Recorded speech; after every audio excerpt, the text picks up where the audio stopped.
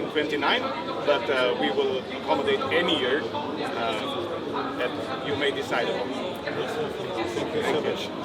C'est vrai d'honneur.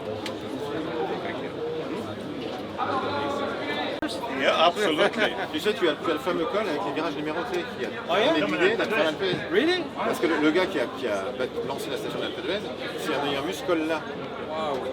So based Look at on discussions and when we agree on the stages, then we'll prepare official We'll application. definitely send some of our team, to check with your teams and so on for sure. But it looks amazing.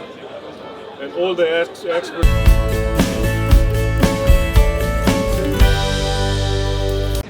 Beseda je tekla o marsičem, predstavili smo tudi brošuro, kje bi bile trase.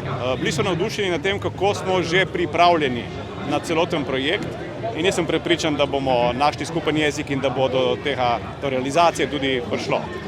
Sveda smo se pogovarjali tudi o današnji zadnji etapi, o tem, kako si vsi želimo, da bi bila v resnici prava etapa, pa hkrati, da ne bi tvegali, ker je prizorišče na Montmartru dejansko na nek način tvegano, predvsem zaradi ozkih ulic pa samih tlakovcev. Tako da vsakega pomalo in kot zanimivost, povedali so nam, da je delež gledalcev, ki spremlja Tour de France, v Sloveniji višji kot na primer v Belgiji. Spravi, da smo takoj za Francozi druga najbolj zagrizena kolesarska nacija, kar je seveda, glede na uspehe naših kolesarjev v zadnjih letih logično, ne bomo pa danes posebej napovedovali ničesar, ker bo čez par ur vse jasno. In ne želimo tega nikakor ogroziti s kakšnimi uroki. To bi bil velik infrastrukturni in logistični projekt. Kaj menite, da bi prinesel Sloveniji? Torej, po vseh izkušnjah do sedaj se je izkazalo, da se vsak vložen evro povrne 5-krat ali večkrat. Jaz sem pa prepričan, da bo v Sloveniji to še bolj. Slovenija danes je kolesarska nacija zaradi uspehov naših fantov, tudi deklet.